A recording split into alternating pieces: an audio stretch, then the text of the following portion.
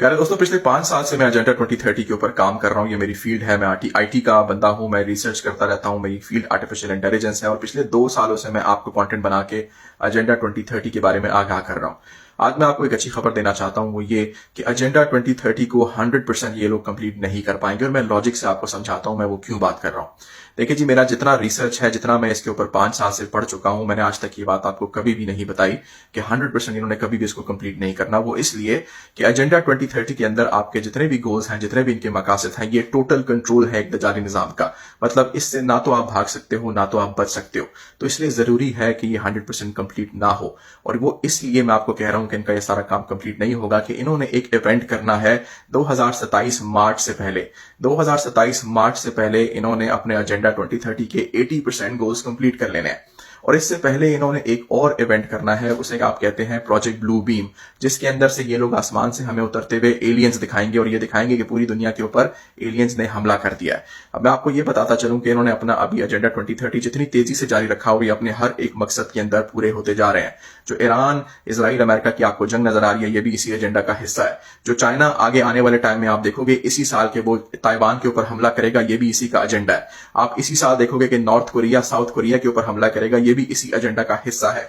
Digital ID, digital currency, social security numbers, आपकी artificial intelligence की cameras, ये सब चीजें जो है वो इसी आर्टिफिशियल इंटेलिजेंस को मिला के इसी एजेंडा 2030 का हिस्सा है। लेकिन यही करते करते जब ये पॉपुलेशन मिटाने वाले गोल के ऊपर आएंगे, जब ये दुनिया के अंदर एक काम करेंगे जिससे कि दुनिया की मेजॉरिटी पॉपुलेशन खत्म करने का इनका गोल है, तो वहां पर ये गलती कर जाएंगे। और गलती क्या होगी कि इनका प्लान ऐसा है कि इन्होंने हमें सबसे पहले दिखाने हैं एलियंस। बल्कि एलियंस में जाने से पहले भी मैं आपको एक बात समझा दूं कि इन्होंने दुनिया की पॉपुलेशन खत्म कैसे करनी है। इन्होंने दुनिया के अंदर 14 से 18 इस तरह के न्यूक्लियर बॉम्ब मारने हैं हवा के अंदर, हाई एल्टीट्यूड के अंदर, और वो भी 7 कॉन्टिनेंट्स के ऊपर ये रिलीज करेंगे। और उसी की वजह से पहले इस साल के अंदर 2027 के अंदर 5 बिलियन लोग मरेंगे।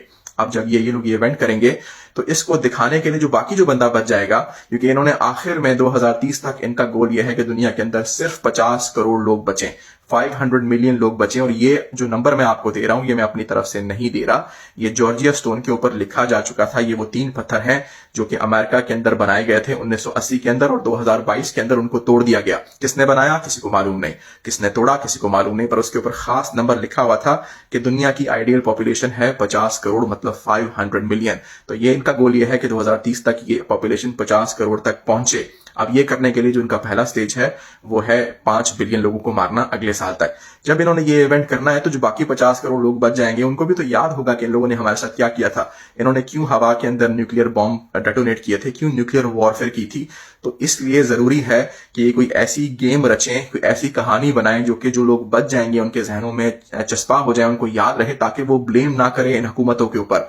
ये जो वन वर्ल्ड गवर्नमेंट आपके ऊपर आ रही है, हमारे ऊपर आ रही है, जो लोग बच जाएंगे वो ब्लेम ही ना करें इनके ऊपर। और उसके लिए ये लोग क्या करेंगे, ये लोग इसी साल या फिर मार्च 2027 से सितंबर 2027, इनकी जो डेडलाइन है वो सितंबर 2027 है ये काम करने की।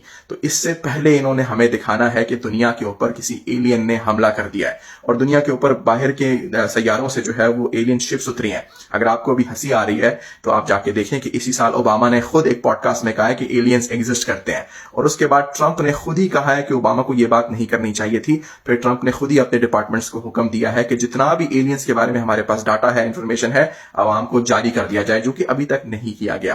तो इन्होंने खुद ही हमारा जहन बनाया, इन्होंने खुद ही हमें तैयार किया और वही हमारे ऊपर ये एलियन अटैक करेंगे।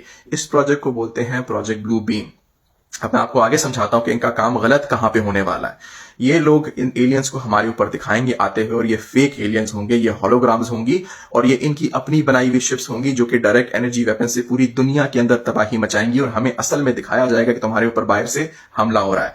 और इसी वजह से ये चाहेंगे कि फिर हम लोग साइन अप करें कि जी अब हमें वन वर्ल्ड गवर्नमेंट चाहिए। अब अगर हमने बाहर की ताकतों से लड़ना है, एलियन से लड़ना है, तो हमें सारे बॉर्डर खत्म करने चाहिए, सारी फौजों को मिल जाना चाहिए, सारी हुकूमतों को मिल जाना चाहिए। यही दज्जाली निजाम है, यही अल्टीमेट कंट्रोल है। यही करने की वजह से इन्होंने कैसे खत्म करना है एलियंस को। इन्होंने दिखाना है कि एलियंस पूरी दुनिया के ऊपर फैल चुके हैं, उनकी जो शिप्स हैं वो पूरी दुनिया के ऊपर, सातों जजीरों के ऊपर, हाई एल्टीट्यूड के ऊपर खड़ी हैं और उससे नीचे उतर रही हैं एलियन फोर्सेस, और ऊपर से वो हमले कर रही हैं इंसानों के ऊपर। तो ये लोग क्या करेंगे कि उन एलियन शिप्स को डेटोनेट करने के लिए, उन एलियन शिप्स को तबाह करने के लिए हाई एल्टीट्यूड के ऊपर न्यूक्लियर बॉम्ब्स मारेंगे। असल में वो होलोग्राम्स होंगे, वो असली शिप्स नहीं होंगी, लेकिन जो डेटोनेशंस होंगी, जो न्यूक्लियर बॉम्बिंग होगी, वो बिल्कुल असली होगी।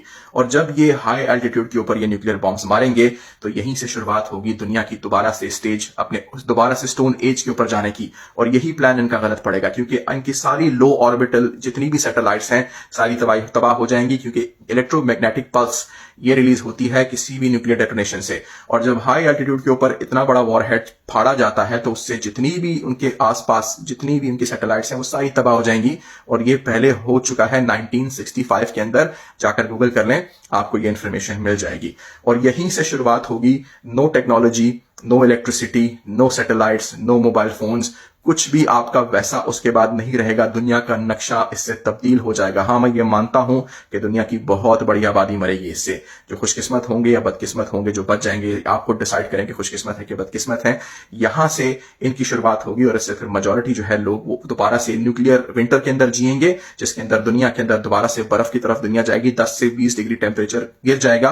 और दूसरी बात है, बगैर बिजली, बगैर टेक्नोलॉजी, बगैर सैटेलाइट्स के, बगैर आर्टिफिशियल इंटेलिजेंस के, बगैर मोबाइल फोन्स के हम दोबारा से उस स्टोनेज के अंदर जिंदा रहेंगे। जो लोग बच जाएंगे उसमें जिंदगी गुजारेंगे जो कि हमारे आबा व अजदाद और पहले वाली कौमें गुजारा करती थी। अब याद रखें, ये लोग अपने एजेंडा 2030 को कंप्लीट करने के लिए आगे बढ़ेंगे। इनसे ये ब्लंडर होगा, इनका सैटेलाइट्स को अपनी तबाह करना, इलेक्ट्रिसिटी अपनी जो ग्रिड है उसको तबाह करना इनका मकसद नहीं होगा, लेकिन इन्होंने फिर भी कंटिन्यू करना है अपनी जर्नी के ऊपर लोगों को कंट्रोल करने के लिए। और यही जब गोल पूरा नहीं होगा तो मेरा पर्सनल ओपिनियन है, मेरा पर्सनल मानना है कि जब एजेंडा 2030 मुकम्मल नहीं होगा तभी निकलेगा दज्जाल 2030 के अंदर। ये मेरा अपना ओपिनियन है, आप हंस सकते हैं, आप डिसएग्री कर सकते हैं। कामिल ईमान, कामिल इल्म मेरे अल्लाह के पास है, मेरा अल्लाह सब कुछ जानता है। मैं सिर्फ आपको अपना एक नाकिस तज्जिया दे रहा हूं। मैं 5 साल से इस फील्ड में काम कर रहा हूं, इसके ऊपर रिसर्च कर रहा हूं, और ये मेरा मानना है कि 2030 में जब ये एजेंडा 2030 पूरा नहीं होगा तो इसके लिए गुस्सा खा के निकलेगा दज्जाल कि तुम लोगों से नहीं होता, अब मुझे ही करना पड़ेगा। अभी तक जितना भी कंट्रोल चल रहा है, जितना भी एजेंडा 2030 को कंट्रोल किया जा रहा है, वो सारा दज्जाल के इंस्ट्रक्शंस के ऊपर, दज्जाल की जेर निगरानी हो रहा है और वो उसको पीछे बैठा हुआ इस वक्त हर चीज को देख रहा है। याद रखिएगा, जो मैंने आपको जो बातें बताई हैं जरूरी नहीं है कि ये ठीक हो, बिल्कुल भी जरूरी नहीं है कि ठीक हो। तो इसको लाइट लीजिएगा, इसको हल्का लीजिएगा, अपने ऊपर डिप्रेशन को सवार ना करें।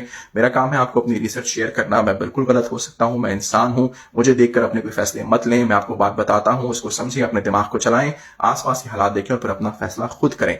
याद रखें, आप अपने ईमान के जिम्मेदार हैं, मैं अपना ईमान का जिम्मेदार हूं। अगर मैं व्यूज के चक्कर में आपसे ये बातें करूंगा तो मुझे जवाब देना पड़ेगा। अगर मैं पैसे कमाने के लिए सोशल मीडिया पर आपको ये बातें बताता हूं तो मुझे उसका जवाब देना पड़ेगा। लेकिन जब मेरे पास इतनी इन्फॉर्मेशन है, मैं इतना काम कर रहा हूं इसके ऊपर, मेरे पास इतना बड़ा प्लेटफॉर्म भी है, तो मेरा फर्ज बनता है कि मैं आज आप तक ये तमाम इन्फॉर्मेशन पहुंचाऊं।